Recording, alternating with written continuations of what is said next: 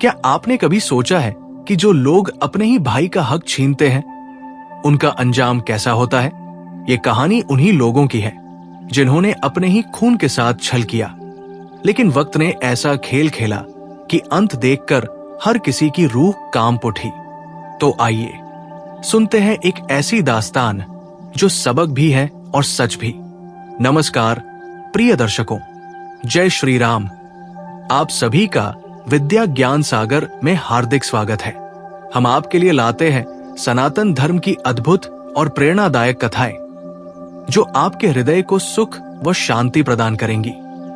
कथा आरंभ करने से पहले एक विनम्र निवेदन है।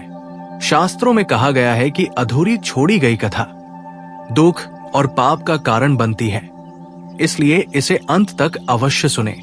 यदि आप अपनी मां से सच्चा प्रेम करते हैं तो इस वीडियो को लाइक करें और हमारे चैनल को सब्सक्राइब करें और कमेंट में मां लिखकर अपना समर्थन दें।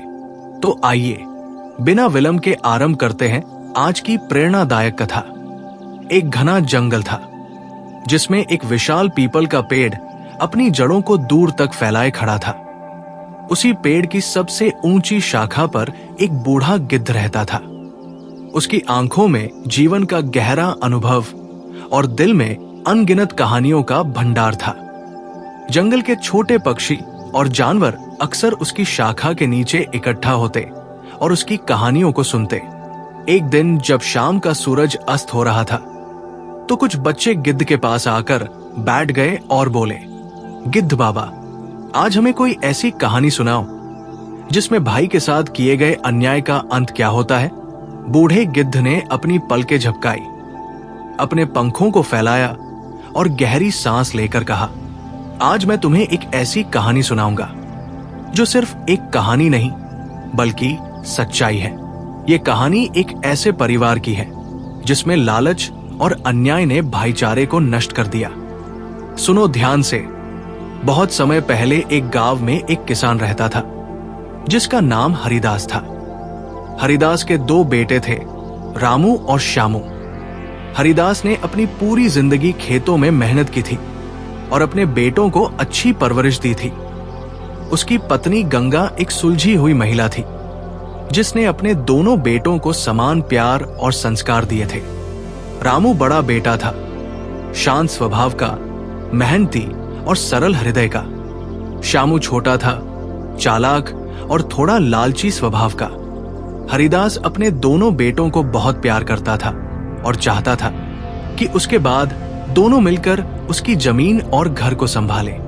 एक दिन हरिदास ने अपने बेटों को बुलाकर कहा, बेटा, मैं अब बूढ़ा हो गया हूं। अब समय आ गया है कि मैं अपने खेत और संपत्ति को तुम दोनों के बीच बराबर बांट दूं।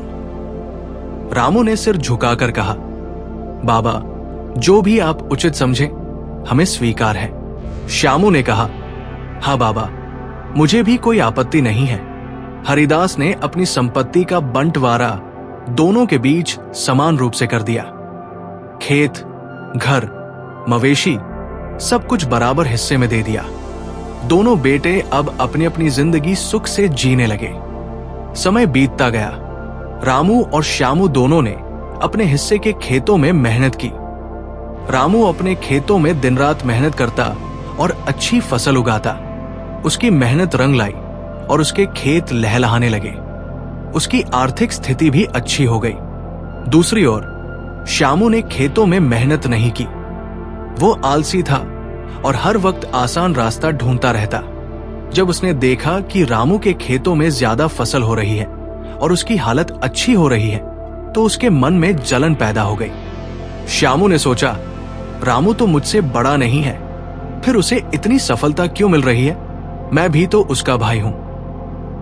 क्यों न मैं उसकी जमीन पर अपना अधिकार जमा लूं? श्यामू ने अपनी पत्नी से इस बारे में बात की। उसकी पत्नी भी स्वार्थी और लालची थी। उसने श्यामू को उकसाया, तुम बड़े भाई हो, तुम्हारा हक ज्यादा बनता है। जाकर पिता से कहो कि रामू के खेत का एक हिस्सा तुम्हें भी चाहिए।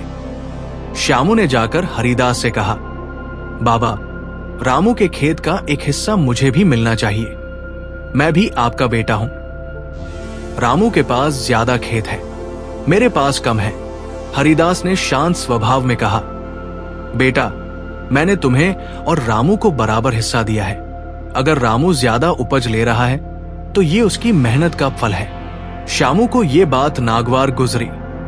उसने मन ही मन रामू से बदला लेने की ठान ली। श्यामू ने एक रात रामू के खेतों में आग लगा दी। रामू की फसल जलकर राख हो गई। रामू ने जब ये देखा तो वो हैरान रह गया। वो रोते हुए अपने पिता के पास गया और बोला, बाबा, मेरी मेहनत बर्बाद हो गई, मेरे खेत जल गए। हरिदास ने कहा, बेटा, जिसने अन्याय किया है उसका फल उसे अवश्य मिलेगा। धैर्य रखो। लेकिन श्यामू के मन में पाप का बीज जम चुका था। उसने अपने दोस्तों के साथ मिलकर रामू के हिस्से की जमीन पर भी कब्जा कर लिया। रामू ने इसका विरोध किया, लेकिन श्यामू ने गुंडों के बल पर उसे धमकाया और उसके घर को भी अपने नाम कर लिया। रामू के पास अब कुछ भी नहीं बचा था। वो अपने छोटे से परिवार के साथ एक झोपड़ी में रहने लगा। उसकी पत्नी और बच्चे भूख से बेहाल थे, लेकिन रामू ने हार नहीं मानी। उसने एक नए खेत में मेहनत शुरू की। श्यामू अब अपने कब्जे की जमीन और घर का आनंद लेने लगा। लेकिन एक दिन अचानक उसकी पत्नी बीमार पड़ गई। वैद्य ने बताया कि उसे कोई गंभीर बीमारी हो गई है। कुछ ही दिनों में श्यामू के खेतों में सूखा पड़ गया। फसलें बर्बाद होने लगी। उसकी पत्नी की हालत बिगड़ती चली गई। श्यामू ने सोचा, क्या ये सब मेरे कर्मों का फल है? एक दिन श्यामू की पत्नी ने मरने से पहले कहा, श्यामू, हमने रामू के साथ अन्याय किया है। भगवान ने हमें इसका दंड दिया है। जाकर रामू से माफी मांगो, नहीं तो हमारा विनाश निश्चित है। श्यामू ने रोते हुए रामू के पास जाकर माफी मांगी। रामू ने कहा, भाई, मैंने तुझसे कभी बैर नहीं रखा। तेरा धन दौलत मुझसे ले लेना, पर भाईचारा मत तोड़ना। श्यामू फूट फूट कर रो पड़ा। उसने रामू से कहा, भाई, मैंने तुझसे बहुत अन्याय किया है। अब मैं कभी ऐसा नहीं करूंगा। श्यामू ने रामू को उसकी जमीन और घर वापस कर दिया। उसने कहा, यह सब तेरा हक है। रामू ने श्यामू को गले लगाया। दोनों भाइयों के बीच फिर से प्रेम और विश्वास का रिश्ता जुड़ गया। बूढ़े गिद्ध ने कहा, बच्चों, जो लोग भाई का हक छीनते हैं उन्हें अंत में अपने कर्मों का फल अवश्य मिलता है। इसलिए सदा न्याय और प्रेम के मार्ग पर चलो। बच्चे गिद्ध की बातों को सुनकर गहरे सोच में पड़ गए। उन्हें समझ आ गया कि लालच और अन्याय का अंत कभी अच्छा नहीं होता। श्यामू ने रामू से माफी तो मांग ली थी, लेकिन उसके मन का अपराध बोध खत्म नहीं हो रहा था। रामू ने उसे माफ तो कर दिया था, लेकिन श्यामू को यह एहसास हो चुका था कि उसने अपने ही खून के साथ कितना बड़ा अन्याय किया था। वो रातों को सो नहीं पाता। जब भी अपनी पत्नी के अंतिम शब्द उसे याद आते तो उसका मन ग्लानि से भर उठता। श्यामू ने अब तय कर लिया कि वो अपने पापों का प्रायश्चित करेगा। उसने रामू से कहा, भाई, मैंने तेरे साथ बहुत अन्याय किया है। अब मैं अपनी पूरी जिंदगी तेरे साथ कंधे से कंधा मिलाकर काम करूंगा। जो कुछ भी मैंने तुझसे छीना है उसकी भरपाई करूंगा। रामू ने उसे गले लगाया और कहा, भाई, मैं तुझसे कुछ नहीं चाहता। बस इतना चाहता हूं कि हम फिर से पहले की तरह एक हो जाएं। श्यामू ने सिर झुकाकर हामी भरी और अब दोनों भाइयों ने मिलकर खेतों में मेहनत शुरू कर दी। रामू की सादगी और श्यामू के अनुभव ने मिलकर खेतों को फिर से लहलहा दिया। गांव के लोग अब दोनों भाइयों की एकता की मिसाल देने लगे। रामू और श्यामू की बढ़ती संपन्नता को देखकर गांव का ठाकुर विजयराज उनसे ईर्ष्या करने लगा। ठाकुर के पास बहुत जमीन थी, लेकिन वो लालची स्वभाव का था। उसे ये सहन नहीं हो रहा था कि दो साधारण किसान उसकी बराबरी कर रहे हैं। एक दिन ठाकुर के खास आदमी रघु ने उसे कहा, मालिक, रामू और श्यामू के खेतों की उपज तो आपकी उपज से भी बेहतर हो रही है। अगर यही हाल रहा तो जल्द ही वे दोनों पूरे गांव के सबसे अमीर आदमी बन जाएंगे। ठाकुर ने गहरी सांस ली और कहा, इससे पहले कि ये किसान हमसे आगे निकले, हमें कुछ करना होगा। रघु ने कहा, मालिक, एक उपाय है। अगर इनकी जमीन पर हमारा कब्जा हो जाए तो फिर वे दोबारा गरीब हो जाएंगे। ठाकुर ने कहा, लेकिन वो दोनों अब बहुत सतर्क हो गए हैं, पहले हमें उनकी एकता को तोड़ना होगा। रघु ने कहा, इसके लिए हमें इनके बीच फिर से अविश्वास का बीज बोना होगा। ठाकुर ने रघु से कहा, जाओ, ऐसा जाल बिछाओ कि भाई फिर से एक दूसरे के दुश्मन बन जाए। रघु ने रामू और श्यामू के खेतों के पास जाना शुरू कर दिया। वो कभी रामू के पास जाता और कहता, रामू भाई, तुम्हें पता है श्यामू ने ठाकुर से पैसे लिए हैं। सुना है कि वो तुम्हारी जमीन फिर से हथियाना चाहता है। रामू हंसकर कहता, रघु, श्यामू ने मुझसे माफी मांगी है, अब वो ऐसा कभी नहीं करेगा। रघु फिर श्यामू के पास जाता और कहता, श्यामू, मैंने सुना है कि रामू अकेले ही तुम्हारी जमीन पर मालिकाना हक चाहता है। अगर तुमने ध्यान नहीं दिया तो रामू तुम्हें फिर से कंगाल बना देगा। श्यामू को पहले तो विश्वास नहीं हुआ, लेकिन रघु बार बार उसे बहकाता रहा। धीरे धीरे उसके मन में संदेह घर करने लगा। एक दिन रामू खेत में काम कर रहा था। तभी श्यामू वहां पहुंचा और गुस्से में बोला, रामू, सुना है कि तू मेरी जमीन पर कब्जा करना चाहता है। रामू ने हैरानी से कहा, भाई, तू ये क्या कह रहा है? हमने तो साथ मिलकर इन खेतों को सींचा है। श्यामू ने गुस्से में कहा, झूठ मत बोल, मुझे सब पता चल चुका है। ठाकुर ने मुझे सब कुछ बता दिया है। रामू ने कहा, ठाकुर, उसने तुझसे क्या कहा? श्यामू ने कहा, ठाकुर ने बताया कि तू मेरी जमीन को हड़पना चाहता है। रामू ने कहा, भाई, तू फिर से धोखे में आ रहा है। ठाकुर हम दोनों के बीच फूट डालना चाहता है। श्यामू ने क्रोध में आकर कहा, अगर तूने मेरे खेत पर कदम भी रखा तो अंजाम बुरा होगा। रामू ने निराश होकर सिर झुका लिया। उसे समझ आ गया कि ठाकुर ने उनकी एकता को फिर से तोड़ने की साजिश की है। रामू और श्यामू की मां गंगा ने जब अपने बेटों को आपस में लड़ते देखा तो उसका दिल टूट गया। उसने दोनों बेटों को अपने पास बुलाया। गंगा ने कहा, बेटा, मैंने तुम्हें हमेशा मिलजुल कर रहने की सीख दी थी। अगर तुम दोनों फिर से अलग हो गए तो इस घर का विनाश हो जाएगा। रामू ने कहा, मां, मैं तो हमेशा भाई के साथ रहना चाहता था, पर भाई को विश्वास नहीं हो रहा है कि मैं निर्दोष हूं। गंगा ने श्यामू से कहा, बेटा, तू फिर से गलत रास्ते पर जा रहा है, दूसरों की बातों पर ध्यान मत दे। श्यामू ने गंगा की आंखों में आंसू देखे तो उसका मन पिघल गया। उसने कहा, मां, मैं फिर से धोखा खा गया, मुझे माफ कर दे। श्यामू ने रामू का हाथ पकड़ा और कहा, भाई, इस बार फिर से मैं अपने पापों का प्रायश्चित करूंगा। इस बार मैं ठाकुर से बदला लूंगा। रामू ने कहा, नहीं भाई, हम ठाकुर से लड़ाई नहीं करेंगे, हम उसे अपनी एकता और मेहनत से हराएंगे। श्यामू ने सिर हिलाया और कहा, इस बार मैं तुझे धोखा नहीं दूंगा, हम साथ मिलकर ठाकुर को हराएंगे।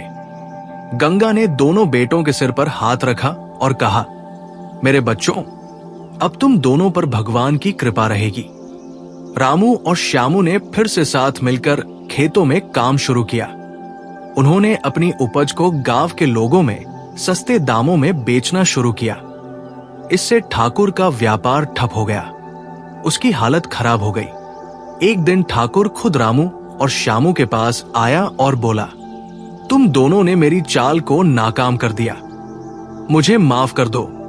रामू ने कहा, हम तुझे माफ कर देंगे, लेकिन फिर से गांव के लोगों का शोषण मत करना। ठाकुर ने सिर झुका लिया और वहां से चला गया। रामू और श्यामू ने फिर से मिलकर अपना घर संभाल लिया। उनकी एकता की मिसाल पूरे गांव में दी जाने लगी। बूढ़े गिद्ध ने कहा, बच्चों, जो लोग भाई का हक छीनते हैं उनका अंत कभी अच्छा नहीं होता, लेकिन जो भाईचारे का महत्व समझते हैं वे कभी हारते नहीं। बच्चे चुपचाप सोच में पड़ गए। उन्हें अब समझ आ गया था कि भाईचारे से बड़ी कोई ताकत नहीं होती। रामू और श्यामू ने अपनी एकता से ठाकुर को पराजित तो कर दिया था, लेकिन ठाकुर के मन में अब भी बदले की आग जल रही थी। उसकी हार ने उसकी प्रतिष्ठा को ठेस पहुंचाई थी। गांव में अब रामू और श्यामू की इज्जत बढ़ गई थी। लोग उन्हें ईमानदारी और भाईचारे की मिसाल मानते थे। ठाकुर ये सहन नहीं कर पा रहा था। एक रात ठाकुर अपने खास आदमी रघु से बोला, रामू और श्यामू ने मेरी सारी योजनाओं को नाकाम कर दिया। अब हमें एक ऐसी चाल चलनी होगी जिससे उनके बीच दोबारा फूट पड़ जाए और इस बार वे कभी एक न हो पाए। रघु ने पूछा, मालिक, इस बार क्या योजना है? ठाकुर ने एक गहरी सांस ली और कहा, अब हम भाई को भाई से नहीं लड़वाएंगे। इस बार हम उनकी अगली पीढ़ी को निशाना बनाएंगे। रघु ने कहा, मालिक, इसका क्या मतलब है? ठाकुर ने कहा, रामू और श्यामू के बेटे बड़े हो रहे हैं। अगर हमने उनके बीच दुश्मनी पैदा कर दी तो रामू और श्यामू के बीच की एकता खुद ब खुद खत्म हो जाएगी। रघु ने सिर झुकाकर कहा, मालिक, ये योजना तो बहुत खतरनाक है, लेकिन इसे अमल में लाने के लिए हमें कुछ समय लगेगा। ठाकुर ने कहा, चिंता मत कर, धीरे धीरे हम उनके घरों में ऐसा जहर घोलेंगे कि वे खुद एक दूसरे के दुश्मन बन जाएंगे। रामू का बेटा अर्जुन और श्यामू का बेटा कृष्णा बचपन से साथ खेलते थे। दोनों में गहरा प्रेम था। वे साथ खेतों में जाते, साथ खाना खाते और एक ही कमरे में सोते। गांव के लोग उनकी दोस्ती की मिसाल देते थे, लेकिन अब ठाकुर की नजर उन पर थी। एक दिन रघु अर्जुन के पास जाकर बोला, अर्जुन, क्या तुम जानते हो कि तुम्हारे पिता की जमीन का बड़ा हिस्सा कृष्णा के नाम होने वाला है? अर्जुन ने हैरानी से कहा, यह कैसे हो सकता है? मेरे पिता ने तो कहा था कि खेत दोनों भाइयों के बीच बराबर है। रघु ने कहा, कृष्णा के पिता ने ठाकुर से वादा किया है कि जमीन का बड़ा हिस्सा कृष्णा को ही मिलेगा। अर्जुन के मन में संदेह का बीज पड़ चुका था। दूसरी ओर रघु ने कृष्णा के पास जाकर कहा, कृष्णा, अर्जुन तुम्हारी जमीन पर अपना हक जताना चाहता है। सुना है कि उसने अपने पिता से कहा है कि तुम्हारे हिस्से की जमीन उसे दिलाई जाए। कृष्णा को भी अर्जुन पर शक होने लगा। अब दोनों के बीच छोटी छोटी बातों पर तकरार होने लगी। जहां पहले अर्जुन और कृष्णा साथ खेलते थे, अब वे अलग अलग बैठने लगे। खेतों में भी दोनों एक दूसरे से बात नहीं करते थे। रामू और श्यामू इस बदलाव को महसूस कर रहे थे। एक दिन रामू ने अर्जुन से पूछा, बेटा, तू कृष्णा से बात क्यों नहीं करता? अर्जुन ने गुस्से में कहा, कृष्णा मेरे हिस्से की जमीन हड़पना चाहता है। रामू ने कहा, बेटा, ये किसने तुझसे कहा?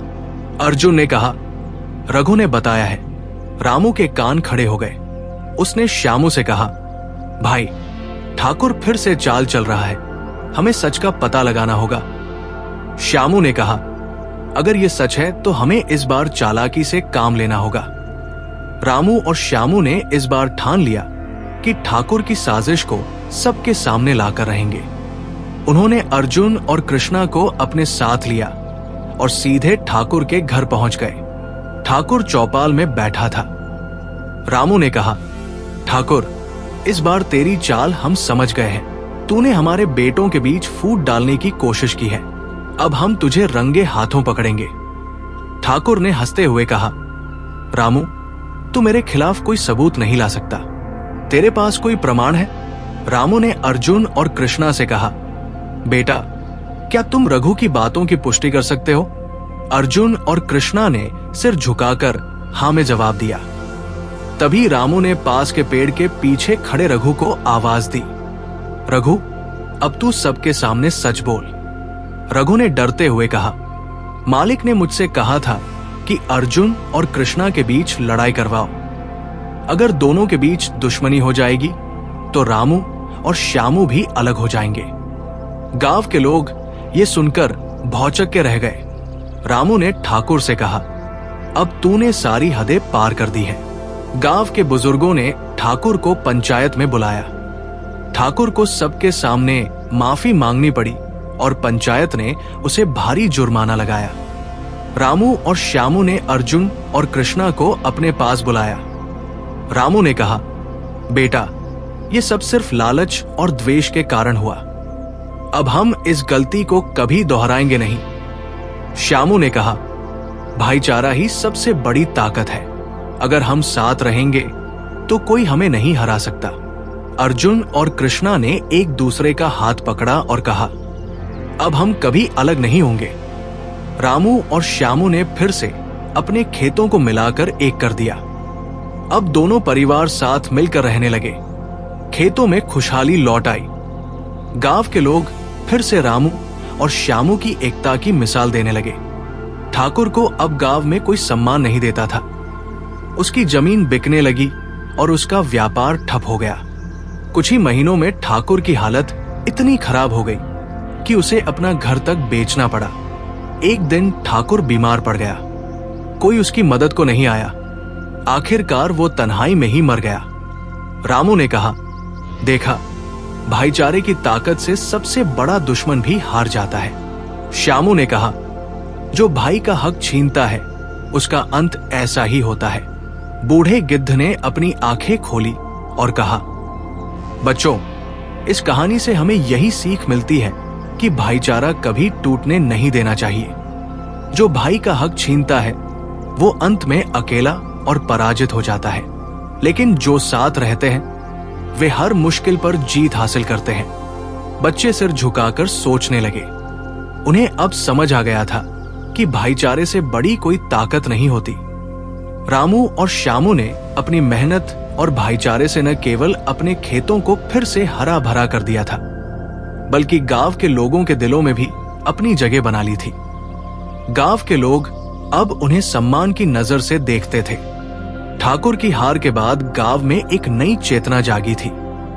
अब कोई भी किसी के साथ अन्याय करने की हिम्मत नहीं करता था। लेकिन जीवन कभी स्थिर नहीं रहता। एक दिन गांव में एक नई समस्या ने सिर उठाया। गांव के पास बहने वाली नदी में अचानक बाढ़ आ गई। बाढ़ इतनी भयानक थी कि खेतों में पानी भर गया। फसलें डूब गई और कई कच्चे मकान गिर गए। गांव के लोग घबराए हुए थे। रामू और श्यामू ने इस कठिन समय में भी धैर्य नहीं खोया।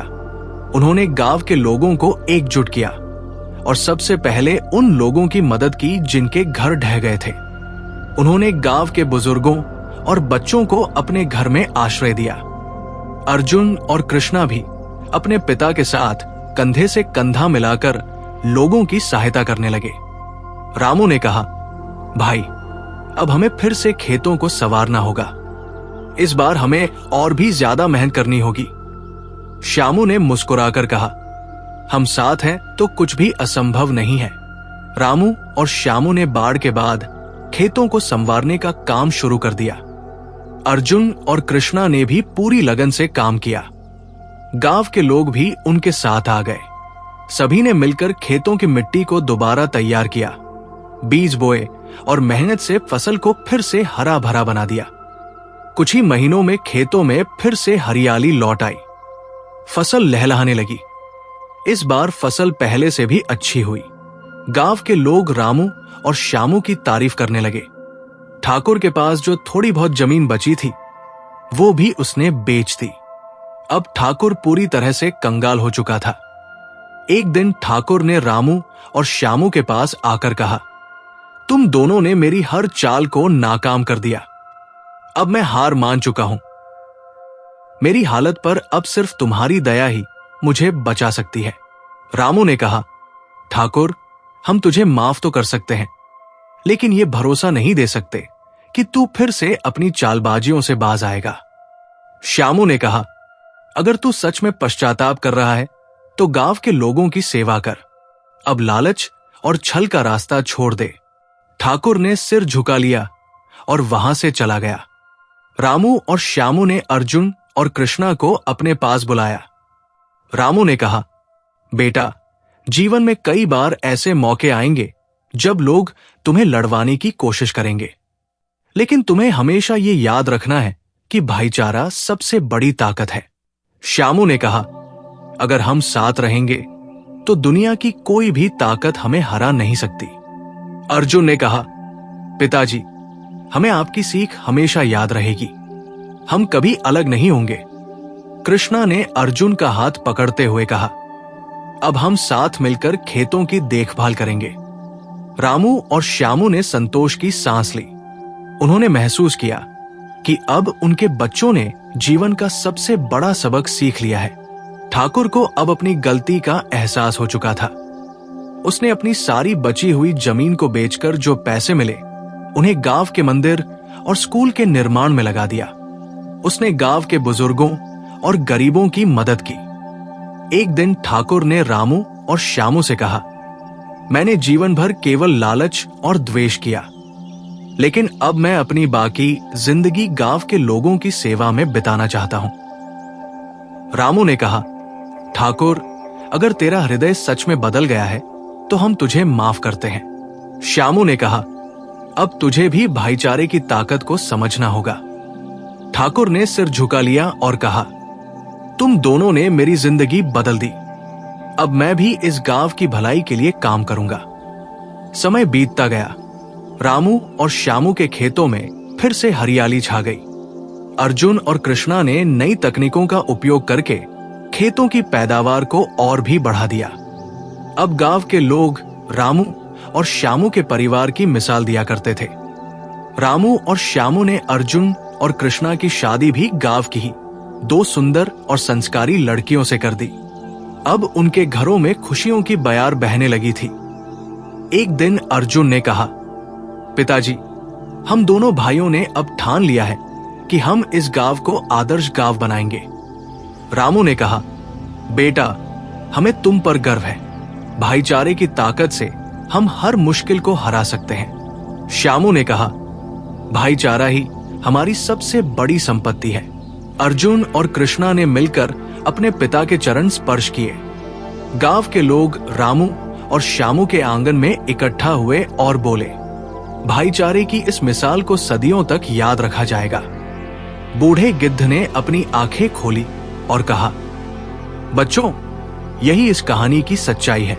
जो भाई का हक छीनता है वो अंत में अकेला और पराजित हो जाता है, लेकिन जो भाईचारे की ताकत को पहचानता है उसकी जीत निश्चित होती है। बच्चे चुपचाप सोचने लगे। उन्हें अब समझ आ चुका था कि भाईचारा ही सबसे बड़ी शक्ति है। आदरणीय श्रोताओं, अगर इस कथा ने आपको प्रेरित किया हो तो कृपया इसे लाइक और शेयर करना न भूलें। आपके विचार हमारे लिए अमूल्य हैं, इसलिए अपनी प्रतिक्रिया कमेंट बॉक्स में जरूर लिखें। जय श्री कृष्णा के माध्यम से अपने श्रद्धा भाव व्यक्त करें। आपका सहयोग और समर्थन हमें आगे बढ़ाता है। जय श्री राम।